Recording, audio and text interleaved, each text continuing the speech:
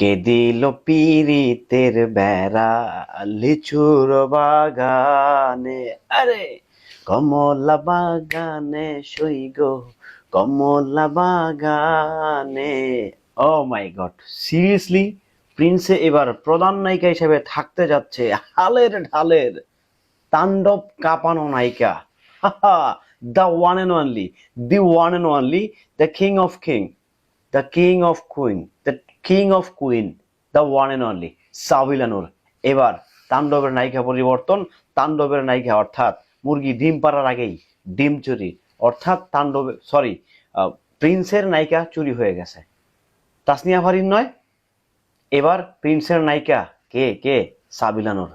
তাসনিয়া ফারিন নয়, প্রিন্সের নায়িকা এবার সাবিলা নূর।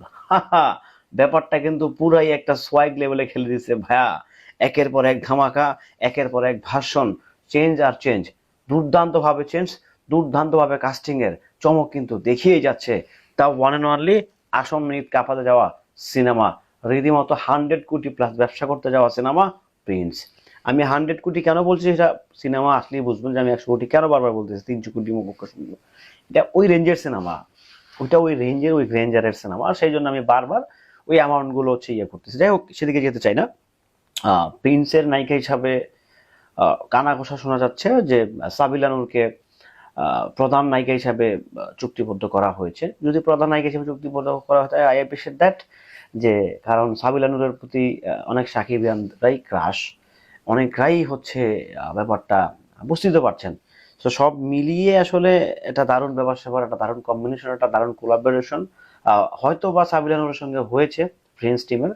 সো তারপরেই তো একটা আপনারা বুঝতেই পারছেন যে একটা অন্য লেভেলের একটা ফিলিংস দেওয়ার জন্যই কিন্তু সাবিলা নূরকে আবারও প্রিন্সে নেওয়া হয়েছে। হয়তোবা এখানে the one and only, the king of Dhallywood, the Bhaijaan, the boss number one, the king of king Shakib খানের অবশ্যই ডেফিনেটলি গ্রিন সিগন্যাল আছে। কারণ শাকিব ভাই অলওয়েজ চিন্তা করে যে আমার সঙ্গে কে মানে ফাটিয়ে অভিনয় করতে পারবে। সো সেই জায়গা থেকে হয়তো বা মেগাস্টার একটা গ্রিন সিগন্যাল আছে। সো সেই থ্রোতে হলেও সাবিলা নূর নট ব্যাড। আসলে আমার মনে হয় যে না, ঠিক আছে, সাবিলা নূর ঠিক আছে, ভালো, চলে, খারাপ না, একেবারেই ফালাই দেওয়ার মতো না, ভালো। সাবিলা নূরের ভিতরে একটা কোয়ালিটি আছে, একটা ক্লাস আছে। হয়তো বা তাণ্ডবে আহামরি অভিনয় করার একটা সুযোগ ছিল না, বাট আমার যেটা মনে হয় যদি প্রিন্সে সেই অপশনটা থাকে তাহলে সাবিলা নূর জাস্ট খেলে দিবে। কারণ সাবিলা নূর কিন্তু উঠতি নায়িকা, এবং কি বাংলা সিনেমায়, বিশেষ করে বাংলা চলচ্চিত্রে তার ভবিষ্যৎ অনেক বেশি ব্রাইট, অনেক উজ্জ্বল তার ভবিষ্যৎ।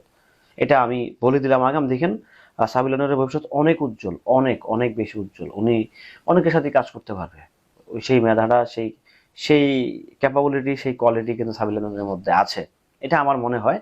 এখন আপনাদের কি মনে হয় সেটা জানাতে পারেন। যাই হোক, ভালো থাকবেন, সুস্থ থাকবেন, নিত্য নতুন কন্টেন্ট পেতে কিংবা আপডেট পেতে আমার সঙ্গেই থাকবেন। আসসালামু আলাইকুম।